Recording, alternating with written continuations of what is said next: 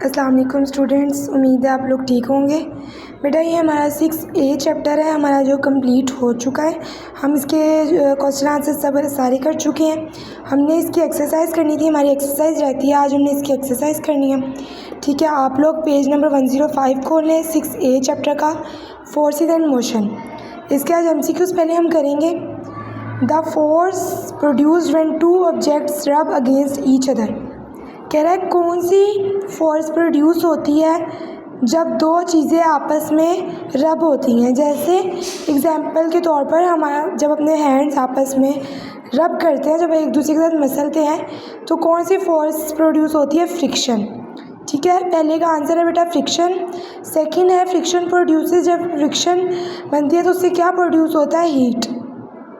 ठीक है, उसके बाद है third, a surface has less friction. कौन सी सरफेस है जिसके अंदर लेस फ्रिक्शन होती है, यानी कम फ्रिक्शन होती है? रफ़।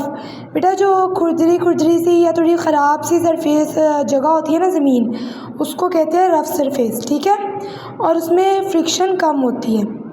आगे देखिए, the force of attraction between two object is called the gravitational force. ठीक है बेटा, दो चीज़ों के आपस में अट्रैक्शन क्या कहलाती है? Gravitational force. आगे देखिए, tides in the sea are produce due to the gravitational force of. कह रहे इसके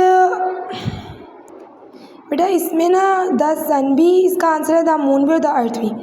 ये तीनों ही ऑप्शन बनते हैं, लेकिन हमने कोई एक लगाना है, इसलिए हमने यहाँ पे द अर्थ लगा लिया। ठीक है बेटा, आगे करेंगे ट्रू फॉल्स। ट्रू फॉल्स में देखिए, a force can change the direction and shape of an object. कह रहा है जो फोर्स है वो क्या कर सकती है? चेंज, डायरेक्शन भी चेंज कर सकती है और शेप भी चेंज कर सकती है। तो ये बेटा ट्रू है, ही हमने रीडिंग में पढ़ा था।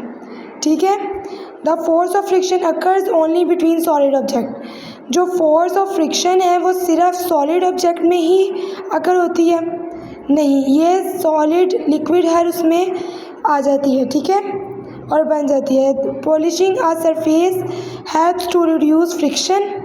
कह रहा है सरफेस को पॉलिश करने से, जैसे हमने ऊपर पढ़ा था रफ सरफेस का, तो उस जगह को अगर हम पॉलिश कर दें तो क्या हो जाएगा? वो स्मूथ हो जाएगी और उससे क्या हो जाएगा? फ्रिक्शन रिड्यूस हो जाएगी। तो ये ठीक है बेटा।